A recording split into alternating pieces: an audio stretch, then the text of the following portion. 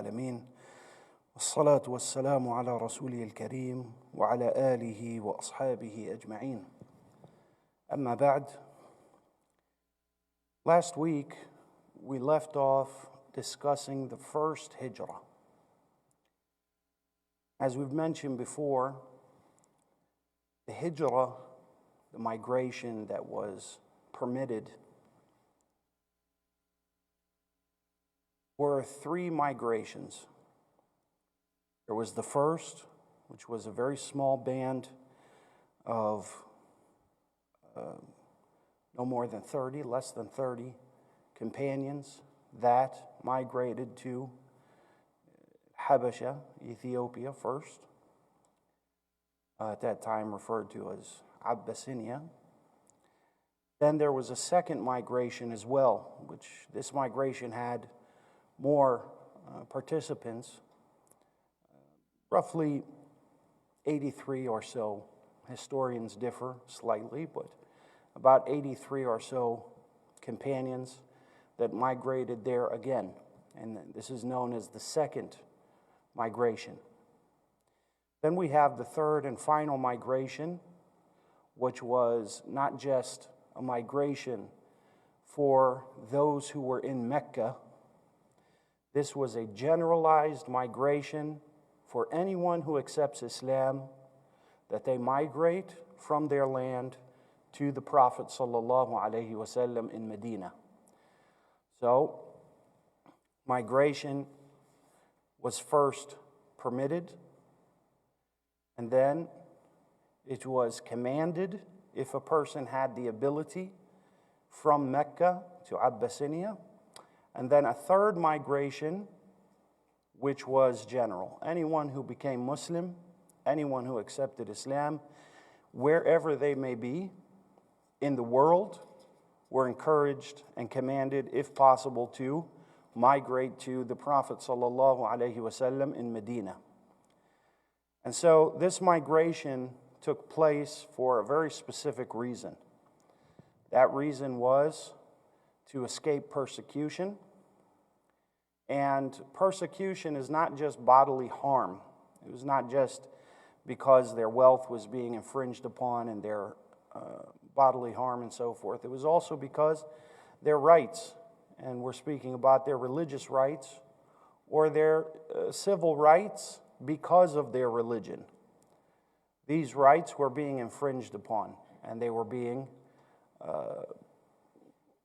prohibited, these rights. So, what is the difference between those two? The religious rights were being impeded, meaning that if a person wanted to pray, he could not pray publicly, he could not pray with any kind of comfort, he could not pray in the open, he could not allow anyone to know that he was praying. There would be repercussions for this. Likewise, there are certain things like expression of Islam, an expression of the rights of Islam, an expression of the obligations and prohibitions and the superiority of Islam. This is all part of that. Meaning that not only is a person to be permitted to practice Islam, but also permitted to promote Islam with a level of autonomy and to publicly be Muslim and to publicly be able to speak about the beliefs of Islam. This is a major part. And so those rights were being impeded, right? Those rights were being impeded. Or a person's civil rights were being impeded because they were Muslim, meaning that they weren't being directly persecuted because they were Muslim and those rights of Islam were being prohibited. But if a person was Muslim, he is going to be harmed because of his Islam, and his rights are going to be in turn less than those of the rest of the citizenry or the rest of the tribesmen. And so the Prophet ﷺ was commanded to migrate to Medina, and as long as a person was not in a land that prohibited Islam or had this element of persecution, a person cannot practice his religion there freely. Unless that was the case, a person did not have to migrate. We have examples of that. So, what do we mean by that? So when the Prophet ﷺ was commanded to migrate from Mecca to Medina, that migration was because in Mecca it was unbearable anymore, beyond reason, to be a Muslim at that point.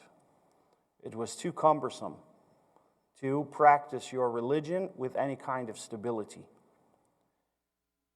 And so the command was issued to anyone residing in Mecca that was Muslim and had the ability to migrate to Medina. Now, what about people in other parts? People in Yemen, people in southern Arabia, people in Asham, people in Iraq, etc., where Islam had spread to. Did they have to migrate to Medina? This is a difference of opinion amongst the scholars. The opinion of the majority is that as long as a person was able to practice his religion openly and express his religion openly without persecution, then they could remain where they were. But it was better for them to migrate to Medina, right? There's a difference.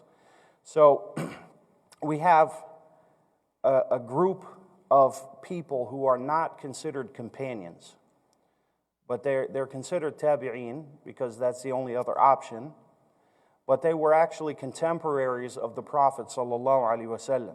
The only issue is that they did not meet him in his lifetime as Muslims. So these folks are referred to as al-Mukhadramin.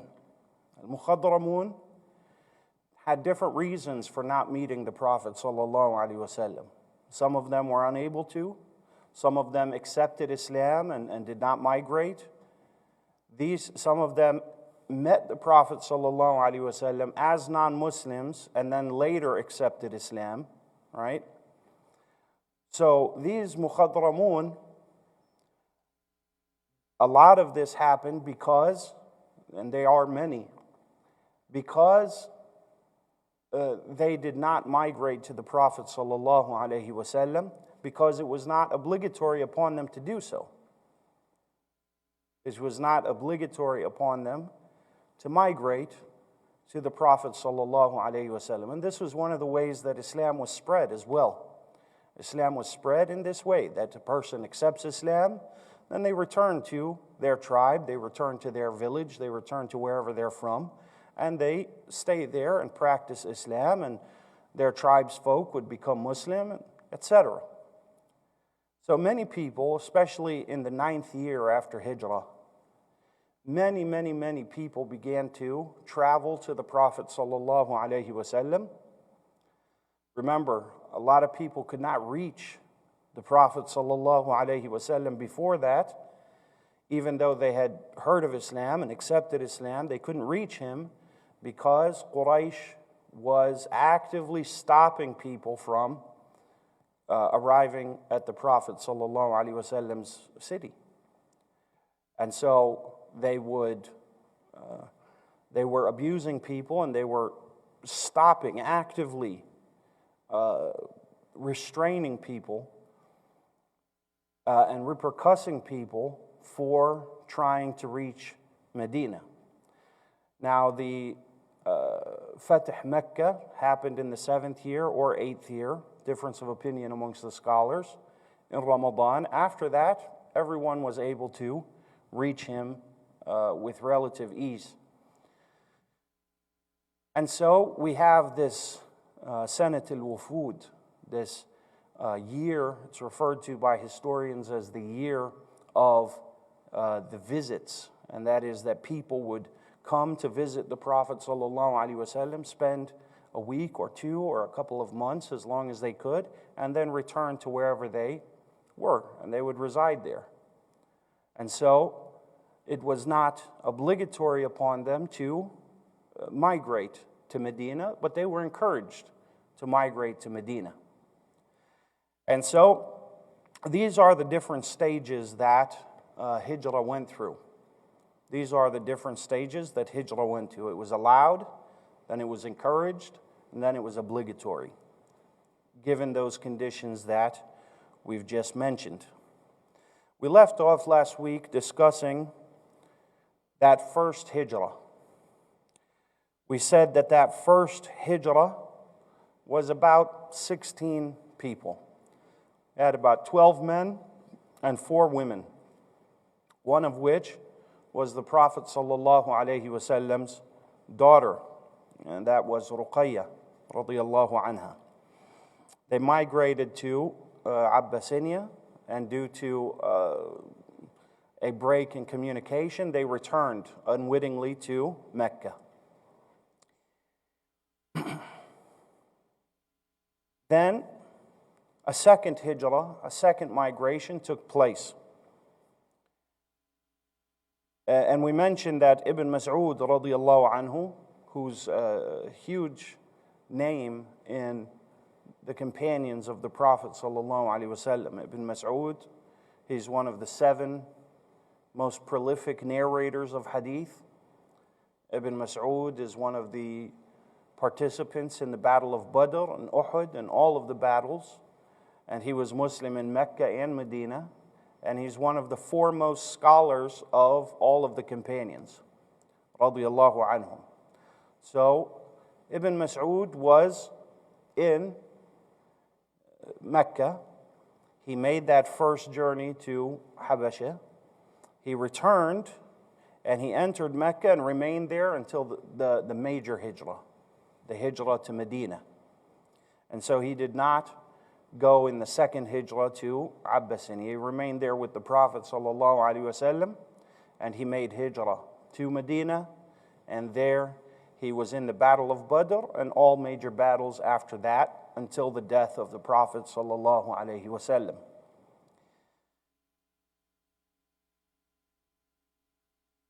Ibn Al-Qayyim rahimahullah, he says,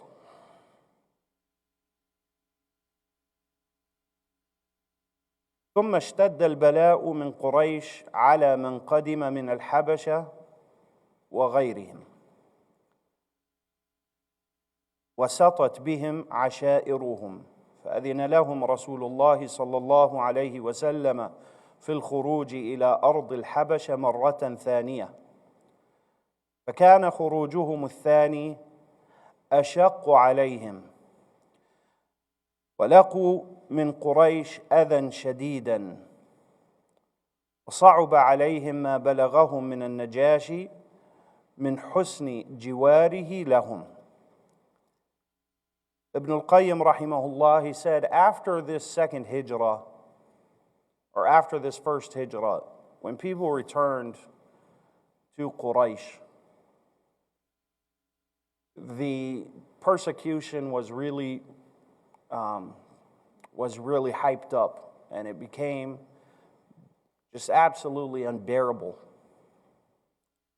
And so the Prophet ﷺ allowed a second hijrah to Abyssinia. The Prophet ﷺ allowed them a second trip, and there were more people in this trip than the first. And this time, things were not so easy. We remember the converging of events which allowed a swift escape for those 16 companions in the first hijrah. You know, they left at a certain time, they reached the water almost as if it were planned. They were able to find these ships, they were able to make a swift escape. This second time, it was not the case. The second time was much more difficult. They were pursued, they were persecuted, and even when they reached to Abyssinia, Quraysh still sent a delegation there to try to get them essentially deported, to essentially get them driven out by An-Najashi and handed back over to Quraysh. فكان عدة من خرج في هذه المرة الثالثة 83 رجلا إن كان عمار بن ياسر فيهم ومن النساء 19 امرأة قلت قد ذكر في هذه الثانية عثمان وجماعة ممن شهد بدرا فإما أن يكون وهما يعني من المؤرخين وإما أن تكون لهم قدمة أخرى قبل بدر فيكون لهم 3 قدمات ولذلك قال ابن سعد وغيره إنهم لما سمعوا مهاجر رسول الله صلى الله عليه وسلم رجع منهم 83 رجلا ومن النساء 8 فمات منهم رجلان بمكة وحبس بمكة 7 وشهد بدرا منهم 24 رجلا فلما كان شهر ربيع الأول سنة 7 من الهجرة كتب رسول الله صلى الله عليه وسلم كتابا إلى النجاشي يدعوه إلى الإسلام مع عمرو ابن أمية فأسلم وقال لو قدرت أن آتيه لأتيته وكتب إليه أن يزوجه أم حبيبة وكانت في من هاجر مع زوجها عبيد الله ابن جحش فتنصر هناك ومات نصرانيا فزوجه النجاشي إياها وأصدقها عنه 400 dinar. Here, Ibn Al-Qayyim rahimahullah tells us that there's a bit of a discrepancy in the historian's account as to who traveled when, right? So Ammar ibn Yasir, radiyallahu anhu, and Uthman ibn Affan and others who were known to have been participants in the Battle of Badr are mentioned amongst those who made this second hijrah. But there's a bit of an issue with that. And that is that those who made this second hijrah did not come back to Medina until after the 7th year, after hijrah. So if Ammar and Uthman were in the Battle of Badr, that was in the 2nd year after hijrah. So how were they in the Battle of Badr and part of that second group of migrants at the same time? There's one of two explanations for that. Either some other things happened that weren't recorded with regards to their whereabouts, meaning that they came back later without coming back with the rest and the bulk of them, stayed in Mecca for a while and then came back to Medina. That's one possibility. Or those of the historians that mention Ammar and Uthman and others like them who were known positively to have been participants in the Battle of Badr. Now, Uthman wasn't at the Battle of Badr, but he was there legislatively. شرعا كان حاضرا في غزوة بدر. عثمان رضي الله عنه حبسه مرض زوجه ابنة رسول الله صلى الله عليه وسلم فلم يشهد بدرا ولكن الرسول صلى الله عليه وسلم جعل له سهما من غزوة بدر لأنه شرعا كان في غزوة بدر ونفس الشيء في بيعة الحديبية الرسول صلى الله عليه وسلم بايع عن عثمان بجسمه لم يكن تحت الشجرة، وإنما كان بعث إلى مكة ليستفسر منهم وليتعرف على أحوالهم. بيعة الرضوان كانت من جراء ذلك، أن عثمان تأخر وانحبس هناك فلم يعد إلا متأخرا، فظن المسلمون أنه قد قتل أو حبس أو ما شابه ذلك، فهنالك بايعوا رسول الله صلى الله عليه وسلم تحت الشجرة، فضرب رسول الله صلى الله عليه وسلم بيمينه على شماله وقال: هذه يد عثمان. فهو من أهل بيعة الرضوان، هو بايع تحت الشجرة شرعا وإن لم يكن بايع حسا. كذلك غزوة بدر، هو كان شهد بدرا شرعا وإن لم يكن شهد هذه المعركة حسا. Uthman radiallahu anhu is definitely considered to be a Badri. He's considered to be one of those who had that distinct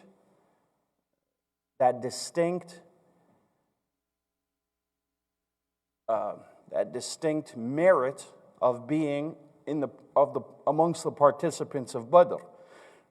The participants of Badr are the most virtuous amongst all the companions with regards to general virtue of the Muhajirin and Ansar. So if we were to say, who are the most virtuous companions? Well, we start with Abu Bakr, and then Umar, that's agreed upon. And then Uthman, in the opinion of the majority. And then Ali, radiallahu anhu. And then the rest of the 10 companions who were ear-tagged for paradise in a very distinct narration. It's a narration of Ibn Abbas, a narration of Sa'id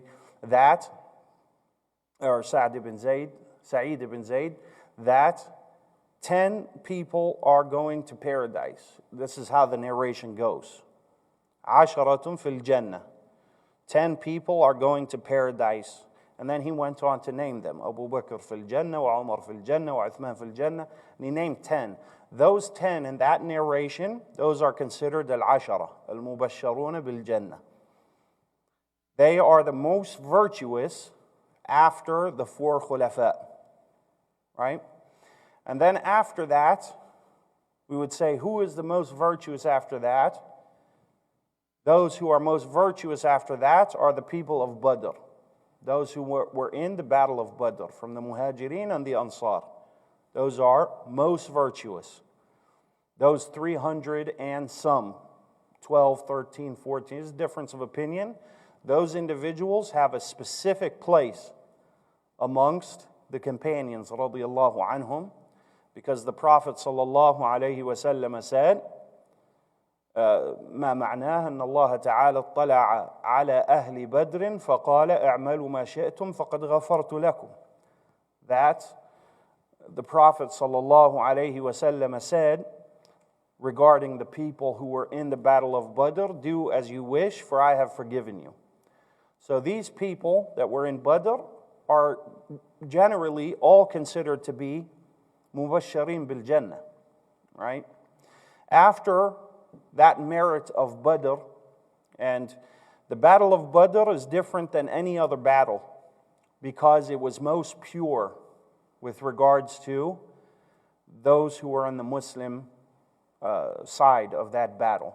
Every single person that fought in that battle from amongst the Muslims was a known believer. There was not a single hypocrite amongst them. Right? Later battles, there were always some hypocrites there. Right? And actually, the Battle of Badr is what really sparked the phenomenon of hypocrisy. Because after the Battle of Badr, when that happened and so many of the leaders of Quraysh were killed, and so many were taken prisoner, etc. So there were 70 prisoners of war in that battle. When that happened, things started to, the dynamic in the Arab Peninsula became very different now. Because the Muslims at this point were feared, right? That we have to make sure we stay away from impeding and doing all of these harmful things to them, because the Muslims are now starting to have military power. And so now, rather than just a motley crew of some people who ran away from Mecca, now they were considered a state, right? So when that happened, many people entered into Islam. Not because they became Muslim, they entered into Islam because they saw that the Muslim state was now becoming very powerful. It was starting to pick up steam. They were starting to become feared, and they were acknowledged amongst other regions and amongst other tribes and so forth. And so they became Muslim to spare themselves, or they became Muslim to gain whatever the Muslims' gains were, right? So every sequential battle after the Battle of Badr was a battle that had some hypocrites amongst them. But the Battle of Badr, there were literally no incentives to go to the Battle of Badr except forgiveness from Allah subhanahu wa ta'ala, except for being with the Prophet sallallahu alaihi wasallam. That was the only incentive.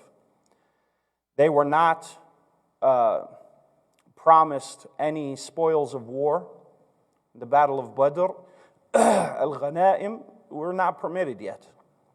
They weren't prohibited, but they weren't permitted. So there was no spoils of war to be had in going to the Battle of Badr. Second of all, there was no idea of prisoners of war that had been thought about at that point. Because prisoners of war, when a person is taken as a prisoner of war, their family would send their ransom and they would be released, right? So that's good for the Muslims, it's good for the state. But that hadn't been something that was legislated by Allah subhanahu wa ta'ala yet. There were no worldly gains as an incentive for the Battle of Badr. Every one of those companions that accompanied the Prophet sallallahu alaihi wasallam to Badr, did so merely out of the spirit of being with him and standing with him wherever he stood, sallallahu alaihi wasallam. And so every one of the companions that were in the Battle of Badr are considered to be pure Muslim believers. Paradise was promised to every one of them. After the Battle of Badr, hypocrisy started to find its way into some of the ranks of the Muslims. Hypocrites started to join. People had different reasons for joining. Some people just liked to fight, right? And they wanted to go to battle and do these fantastic things so that poetry would be written about them and they could honor their forefathers and so forth. Some people went because it was a good incentive for spoils of war. If you go to war and we win, we get to gain from that, worldly gain. There were a number of reasons why people joined that were not Muslim who joined this army. However, the Battle of Badr did not have any of that. It was purely a battle of mere faith against an oppressor. Then, after the Battle of Badr, after those companions that were in the Battle of Badr, we would say, Ahl Bay'at al-Ridwan. The next most virtuous are the people who made bay'ah under that tree in Hudaybiyah. It was about 1,000, right? That 1,000, give or take, who pledged allegiance to the Prophet ﷺ under that tree in Hudaybiyah, they are most virtuous in that order. Then after that, generally speaking, we say the Muhajirin and then the Ansar, right? So, the order goes Abu Bakr, Umar, Uthman, in the opinion of the majority, Ali, radiyallahu anhu, and then the rest of the 10 that were mentioned in that hadith, al-Mubashirin bil-Jannah, and then the people of Badr, and then the people of Hudaybiyah, and then the Muhajirin, and then the Ansar, etc. So, we know that Uthman was considered amongst the people of Badr. That is something that there's no doubt. It's beyond any reasonable doubt that Uthman radiallahu anhu was considered to be from the people of Badr. He wasn't physically there because the Prophet sallallahu alaihi wasallam's daughter, his wife, was ill, and Uthman wanted to go to Badr, but he was unable because he stayed back to take care of the Prophet ﷺ's daughter. So when the spoils of war were taken and had for the Muslims, he gave Uthman a portion as if he was there. So physically he wasn't there, but legislatively he was. And so he's considered a Badri, bi-ijma' al-ulama. Also, Uthman radiallahu anhu was part of Bay'at al-Ridwan. And actually that allegiance that happened in Hudaybiyah was because of Uthman. They sent him as a delegate to Mecca before the Muslims' arrival to Mecca in order to delegate that, hey, we've come for Hajj and we wish to enter Al-Masjid Al-Haram. And Uthman radiallahu anhu was sent as a delegate for that. And he took a little bit longer than they expected to come back.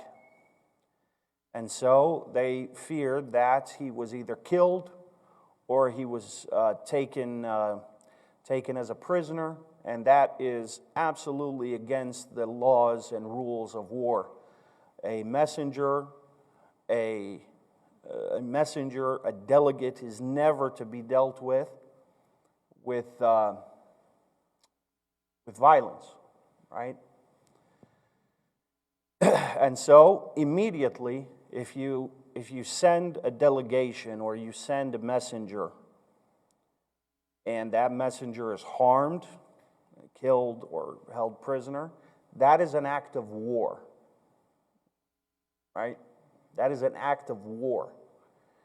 That means that once that happened, immediately all communication breaks down after that.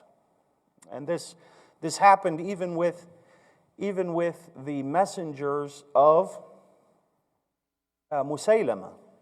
We know that there were a few people who laid claim to prophethood in the Prophet ﷺ's lifetime before his death, and one of those was Musaylama.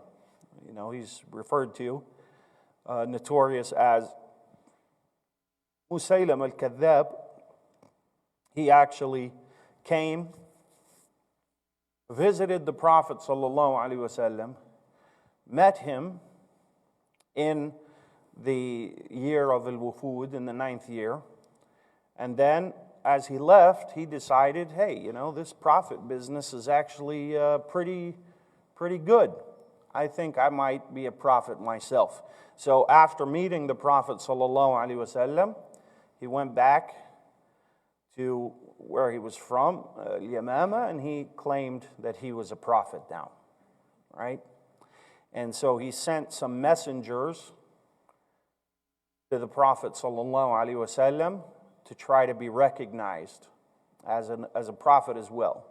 Look, I'm a prophet as well, and if we consolidate our power, we can take over the whole world together, right?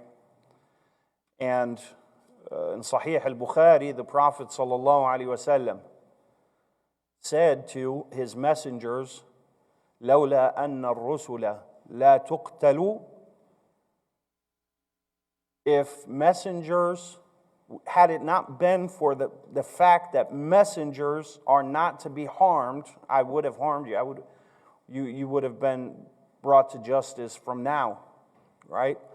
But because they were sent as messengers, the Prophet ﷺ allowed them safe passage. So if somebody is sent as a messenger or a delegation or delegate and they are harmed, they're killed, they're put in prison, this is an act of war, right? And so in Hudaybiyah, when they sent Uthman, he took a long time to get back, a lot more than they had estimated for his time, and they thought that Uthman radiallahu anhu was perhaps killed. And so at that point, they were in a very vulnerable position because they didn't come for war. They didn't have the instruments of war with them, right? They just had some spears, some arrows for hunting, right? Just very few things. They had no artillery because they didn't come for war. They came for Umrah. And so they decided that if this happened to Uthman and if it is to be war, then let it be. And so the Prophet ﷺ invited those who were with him to pledge allegiance, and about 1,000 of the companions, as he stood under that tree, pledged allegiance to the Prophet ﷺ to protect him and to fight till death, till either death or victory. And so that bay'ah is referred to as bay'at al-Ridwan. It's referred to as the pleasurable allegiance because Allah subhanahu wa ta'ala mentions in Surah Al-Fath that Allah is pleased with those who pledged allegiance to you under the tree. Right? So it's referred to as bay'at al-Ridwan. They are most virtuous after the companions of Badr. And then after that, we have the Muhajirin in a general sense, the Ansar in a general sense, and so forth. And so Uthman is without a doubt was in the Battle of Badr. He's considered to be a Badri. And so how was Uthman in Ethiopia, Abyssinia, and in the Battle of Badr at the same time? Either his name was put into that group by accident, because remember, he made the first hijrah, the very first hijrah. It's very easy to confuse those two hijrahs. It's very easy to confuse those two migrations. And perhaps some of the historians confused some of the participants in the first as being taking part in the second. That's possible. Or something else happened with the likes of Ammar and the likes of Uthman. They either came back to Mecca and then from Mecca made hijrah again, or they broke off and came to Medina. It's unclear what had happened. Ibn Al-Qayyim rahimahullah, he tells us that the number of men that made that second hijrah were 83 men, if we count Ammar ibn Yasir to be one of them. If not, then 82. And 19 women were considered and mentioned to have made that migration a second time to Abyssinia. He then mentions a statement of Ibn Sa'd, rahimahullah ta'ala, rahimahullah, ahadu ulama al-tariq wal-rijal, that those companions that resided there in Abyssinia, one of two things happened. Either they stayed there until the 7th year after Hijrah, after the conquest of Mecca, and then they made Hijrah to Medina, or some of them broke off, and when they heard the Prophet ﷺ migrated to Medina, they wanted to join him. And so they left to join the Prophet ﷺ, so they came in two waves. They came back in two waves. A first group and then a second after the Muslim state had become very strong and permanent. This is when they made that hijrah to the Prophet ﷺ. It's mentioned that some of them made their way back to Mecca, and the numbers differ on who they were and how, as to who they were and how many there were. However, what we do know is that after the seventh year,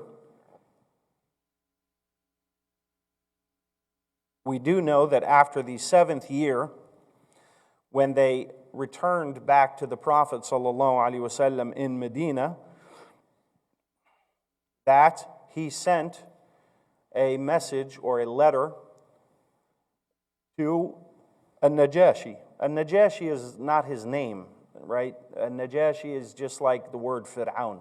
It's just the term that's used for the person who is considered the king in Abyssinia. There's many Najashis, right? Just like there's many pharaohs, there's many Kisra and Qaisar. This is just a title. This is not his actual name.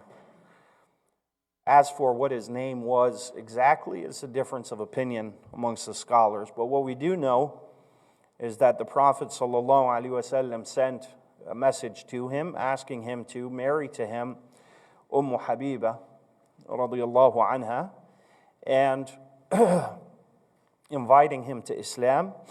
He did accept Islam, and he died as a Muslim, and he is the only person in the history of the Prophet ﷺ's time, era, that Salat al-Ghaib was made for, that he prayed Salat al-Janaza from Medina. But we'll get into that next week, a little bit more details about An-Najashi. This is enough for tonight. Wallahu a'lam. Sallallahu wa sallam ala nabiyyina Muhammad wa ala alihi wa sahbihi